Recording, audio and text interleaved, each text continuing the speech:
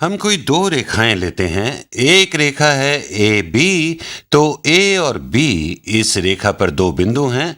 और दूसरी रेखा C D हम यहाँ पर लेते हैं। ये हो गए दो बिंदु सी और ये बिंदु डी। और ये कभी ना खत्म होने वाली रेखाएं हैं।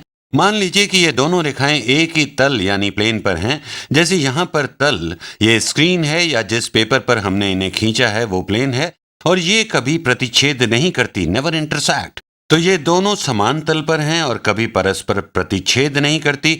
और यदि ये दोनों बातें सत्य हैं, यानी ये दोनों अलग अलग रेखाएं हैं, कभी एक दूसरे को इंटरसेक्ट नहीं करती और समान तल पर हैं, तो इन्हें कहते हैं समांतर रेखाएं, पैरेलल लाइंस। और यदि आप इन्हें ध्यान से देखें तो इन दोनों रेखाओं के बीच की दूरी समान है, चाहे आप इन्हें कितनी ही दूर तक ले जाएं। और यदि बीजगणित का प्रयोग करें तो आप देखेंगे कि इन दोनों की स्लोप यानी ढाल समान है। इन दोनों लाइंस के निर्देशांक बिंदुओं को यदि हम कोऑर्डिनेट एक्सिस पर देखें तो वो अलग अलग हैं। हम आज देखेंगे कि पैरेलल यानी समांतर रेखाओं का कोणों यानी एंगल्स से क्या संबंध है। तो हम लिखेंगे रेखा A B, line A B समांतर है, पैरेलल है लाइन सी डी के। और कभी कभी ज्यामिति यानी ज्योमेट्री में लाइंस पर ऐसे एरोज बना देते हैं जो ये दिखाते हैं कि ये रेखाएं समांतर हैं। एक के बाद एक और एरो लगाकर आप दिखा सकते हैं कि ये रेखा समांतर है इस रेखा के। तो अब मैं एक और रेखा खींचूंगा जो इन दोनों समांतर रेखाओं को प्रतिच्छेद यानी इंटरसेक्ट करेगी। तो ये वो रेखा है जो इन दोनों को इंटरसेक्ट कर रही है। थोड़ा बीच में खींचता हूं।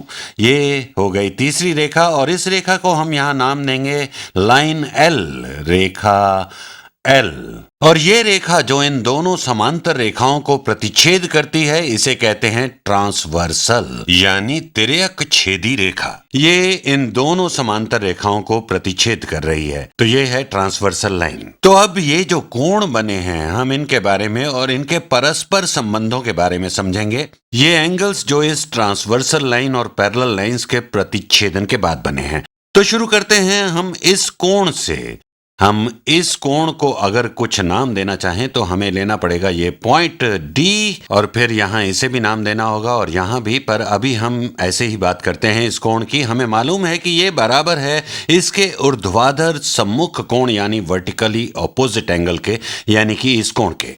और इसी तरह ये वाला कोण बराबर होगा इसी के वर्टिकल एंगल से यानी प्रतिच्छेदन के सम्मुख वाले कोण से, यानी इंटरसेक्शन के ऑपोजिट एंगल से, जो कि ये कोण है। कई बार इसे इस प्रकार भी दर्शाया जाता है कि इस निशान को दोहरा दिया जाता है और कुछ लोग इसे ऐसे भी दर्शाते हैं जिससे ये पता चलता है कि ये दो बराबर हैं और ये दो भी बराबर हैं। और ऐसा ही हम यहां भी कर सकते हैं। यहां ये दोनों कोण बराबर हैं और ये वाले परस्पर समान हैं और ये सभी वर्टिकल एंगल्स हैं। अब मजेदार बात यह है कि हम संबंध देखेंगे, रिलेशनशिप देखेंगे इस कोण में, इस वाले कोण में और इस कोण में जो यहां पर है। वैसे तो देखने से ही इनका संबंध स्पष्ट हो रहा है कि ये दोनों एंगल्स समान हैं, बराबर हैं। अगर आप चाहें तो प्रोट्रैक्टर से नाप सकते हैं, इनका माप भी वही है। यहां इन दो समांतर रेखाओं को देखें तो ये और स्पष्ट हो जाएगा। तो मान लें कि ये दो रेखाएं पैरेलल हैं, ये हो गई समांतर रेखाएं और इनके ऊपर खींचते हैं हम एक ट्रांसवर्सल यानी तिर्यक रेखा। तो इस कोण का माप बराबर होगा इस कोण के माप यानी मेजर के। और यदि हम इस ट्रांसवर्सल यानी तिर्यक रेखा को झुका दें, थोड़ा टेढ़ा कर दें, मान लें कि इसे हम ऐसा कर दें, तो यहां भी ये स्पष्ट है कि ये कोण बराबर है इस कोण के। इसका कोई प्रूफ या प्रमाण नहीं है। मैथमेटिशियन या गणितज्ञ कहते हैं ये तो स्पष्ट है। आप इस रेखा को झुका भी दें तब भी ये दोनों कोण बराबर होंगे। यदि हम इन कोणों को चांदे यानी प्रोट्रैक्टर से नापें तो प्रोट्रैक्टर को आप यहां रखेंगे। कोण की ये दिशा, ये रेखा है 0 डिग्रीज पर और दूसरी रेखा बताती है कोण का माप। और यदि प्रोट्रैक्टर को यहां रखें तो यहां भी ऐसा ही होगा। प्रोट्रैक्टर का मध्य बिंदु इस लाइन पर होगा और दूसरी रेखा पहले वाले बिंदु पर ही होगी। मतलब ये हुआ कि ये कोण और ये वाला कोण तो बराबर होते ही हैं, बल्कि ये कोण भी इनके बराबर होता है और ये कोण भी इन तीनों के बराबर होता है। तो हरे रंग से दर्शाए ये सभी कोण बराबर हैं। ठीक इसी तरह जैसा कि हमने अभी देखा, इस कोण का माप या मेजर समान है इस कोण के माप के और इस कोण के भी, क्योंकि ये ऑपोजिट कोण हैं या वर्टिकल कोण हैं। तो अभी अभी जो महत्वपूर्ण और उपयोगी जानकारी आपको मिली है वो है कि वर्टिकल एंगल्स बराबर होते हैं और प्रतिच्छेदन बिंदु पर कॉरस्पॉन्डिंग यानी संगत कोण भी बराबर होते हैं। तो हमारे लिए ये एक नया शब्द है कि ये कोण और ये कोण संगत कोण हैं, कॉरस्पॉन्डिंग एंगल्स। ये दाएं कोने के ऊपर वाला कोण जहां प्रतिच्छेदन यानी इंटरसेक्शन हुआ है, और यहां भी प्रतिच्छेदन के बाईं ओर के कोण बराबर हैं और ये हमेशा बराबर होते हैं और ये कॉरस्पॉन्डिंग यानी संगत कोण कहलाते हैं। उम्मीद है आप समझ गए होंगे। कुछ और नए शब्द भी हैं, आइए उन्हें भी जान लेते हैं।